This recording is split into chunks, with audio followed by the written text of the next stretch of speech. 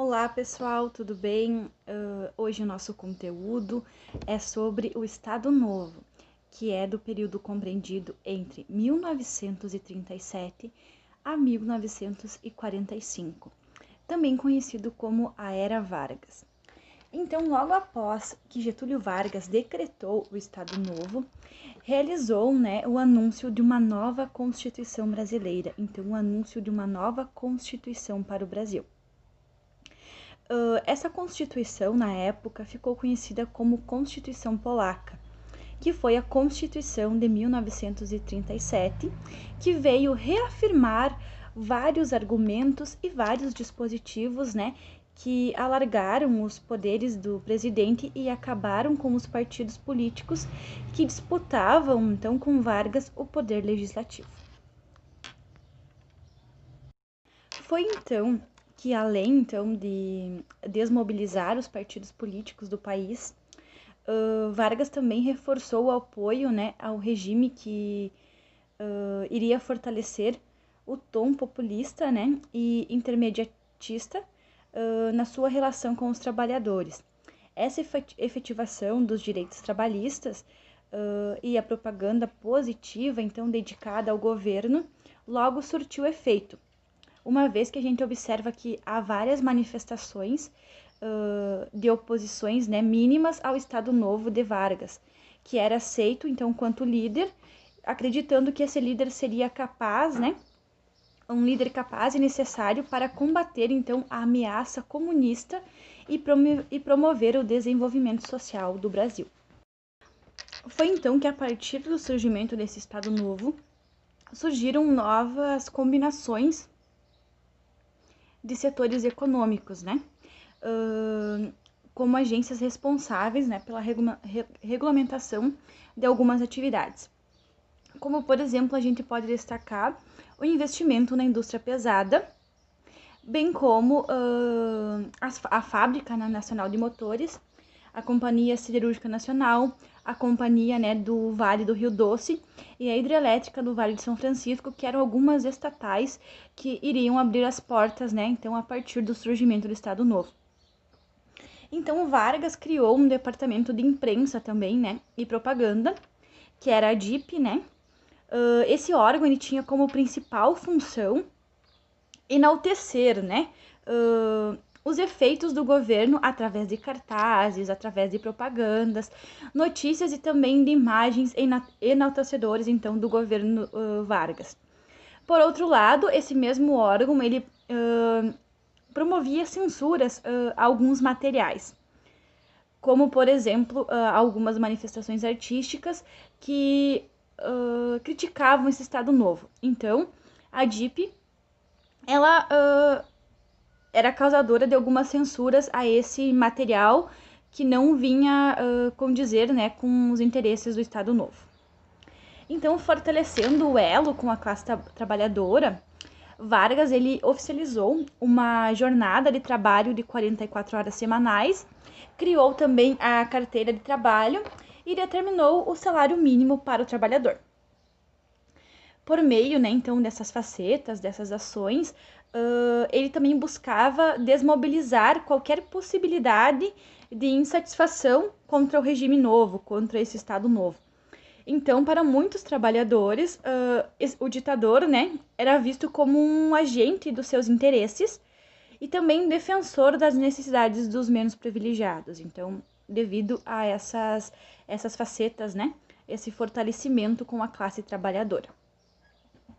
Foi então que, a partir da eclosão da Segunda Guerra Mundial, a autonomia política de Getúlio Vargas tomou outros rumos.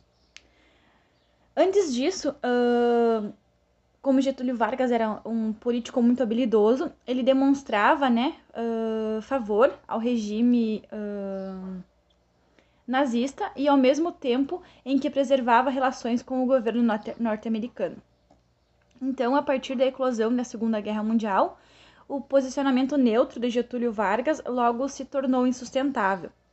Então, após receber um empréstimo de 20 milhões de dólares dos Estados Unidos e ter navios brasileiros afundados pelos alemães na época, o Brasil ele aderiu ao bloco dos países aliados. Então, a posição neutra de Getúlio Vargas foi insustentável. Então, o breve e bem-sucedido papel das tropas brasileiras na Segunda Guerra Mundial acabou gerando certa contradição, né? Entre a questão da ditadura, né, que mandou tropas para defender a democracia no continente europeu, mediante, né, a uma situação de fortes pressões, né, que mobilizavam para que o Estado Novo chegasse ao fim. E foi a partir disso que, em 1945, o governo ele marcou as eleições diretas para a presidência, né, que aconteceriam no mês de dezembro do ano de 1945, e deposto pelos militares em 30 de outubro daquele ano, o ex-presidente disputou e venceu as eleições, né, como senador pelo Rio Grande do Sul. É importante também nesse conteúdo a gente lembrar que Getúlio Vargas ele assumiu a presidência do Brasil em 1934, quando ele foi eleito indiretamente, então, pela Assembleia Constituinte, 4 anos após a Revolução de 1930. A partir disso, a gente tem a Constituição de 1934, que também é um marcador importante para a história do nosso país, que marcou, a partir dessa Constituição, o início de um processo de democratização do país, dando sequência às reivindicações revolucionárias. Então, essa Constituição ela trouxe avanços significativos, como o princípio da alternância no poder e também o voto universal e secreto, sendo que agora o direito ao voto também estava estendido às mulheres, bem como a pluralidade sindicalista e o direito à livre expressão também eram garantidas pela Constituição de 1934. Esse marcador da Constituição de 1934 reafirmava, né, e determinava que haveria que ocorrer eleições diretas ao final de 1938, né, onde Getúlio Vargas não poderia ir à reeleição. Porém, essa nova democratização, né, essa nova forma democrática, ela passou por vários obstáculos. Vejamos alguns deles.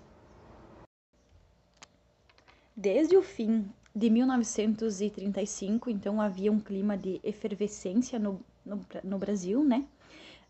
Onde de um lado acirravam-se, né, as disputas eleitorais e de outro também multiplicava-se a questão das greves e as investidas da ANL, né, que era a Aliança Nacional Libertadora, contra o governo de Getúlio Vargas. Então, a partir dessa Aliança Nacional Libertadora foi fundada, né, a partir de tenentes da Revolução de 30, que defendiam a reforma agrária e também combatiam doutrinas nazistas e doutrinas fascistas. O que a gente percebe é que essa influência nazi-fascistas é de uma conjuntura mundial, né, que estava sob influência, né, desse nazismo, desse fascismo efervescente mundialmente, que era representada por Hitler na Alemanha e por Mussolini na Itália. Era uma época marcada, né, por um forte sentimento nacionalista e a centralização do poder estatal, onde muito se sofreu, né, com essas influências nazistas e fascistas, e o Brasil, nesse sentido, né, soprava, digamos assim, sobre as influências fascistas, né, que faziam sentir no Brasil através de, sobretudo, da ação integralista brasileira, né, que era organizada por fascistas, né, idealizada por Plínio Salgado, cujo as ideias conservadoras, né, eram Deus, pátria e família. Então, o próprio Getúlio Vargas, né, ele demonstrava grande afinidade por essa conjuntura política, digamos assim, né, do nazifascismo, como se pode, né, observar a questão da perseguição aos judeus, né, no seu governo. Então, no entanto, né, se deparava com barreiras impostas pelo Estado, como bem ilustra, né, uma circular editada em 1937 pelo então ministro das Relações Exteriores, né, um Mário de Pimentel Brandão, que determinava então a recusa do visto de entrada de pessoas de origem judaica no Brasil.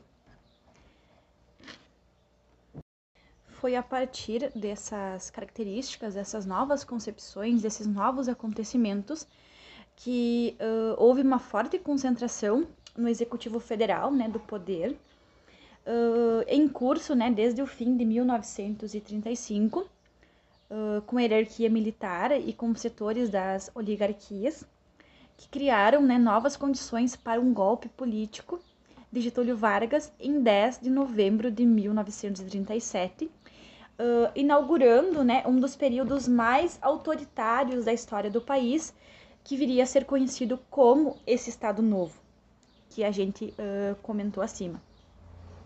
Então, a justificativa desse Estado Novo, que a gente já viu acima, ele era dado por Vargas, né, sobretudo, como uma necessidade de impedir um certo complô comunista, né, que ameaçava todo o país, né, e o chamado Plano Collin, que foi depois desmascarado, né, como uma fraude. E na época o governo então de Getúlio Vargas, ele alegava também a necessidade de aplacar, né, os interesses partidários denominados mesquinhos, né, na disputa eleitoral. E na proclamação ao povo brasileiro, em que Getúlio Vargas anunciava o novo regime e dizia, abre aspas, entre a existência nacional e a situação de caos, de irresponsabilidade e desordem em que nos encontrávamos, não podia haver meio termo ou contemporização. Quando as competições políticas ameaçam degenerar em guerra civil, é sinal de que o regime constitucional perdeu o seu valor prático, subsistindo apenas como abstração. Então, resumidamente, o novo Estado, né, era vinculado então ao governo Vargas, que continuou no seu poder, né, agora de forma mais autoritária, né, um regime totalitarista. E após então isso, Vargas promulgou a nova Constituição de 1937, que tinha como principal inspiração então o regime fascista, que suspendia, né, todos os direitos políticos, abolindo os partidos e as organizações civis, onde o Congresso Nacional ele foi fechado, assim como a Assembleia Legislativa e as câmaras municipais.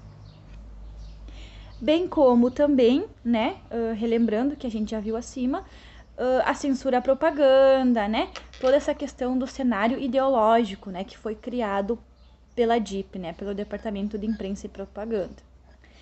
Então, a partir desse autoritarismo político, né, e a partir da modernização econômica, né, que tinha como principal objetivo dar suporte assim, ao desenvolvimento econômico, também Vargas sentia a necessidade, então, de fortalecer a máquina pública e também a burocracia. Então, a gente pode perceber que esse governo novo, né, esse novo Estado de 1937, ele conjugou, né, ele configurou um autoritarismo político e também a partir da modernização econômica, né, sob um plano de fundo nacionalista e de fundo fascista.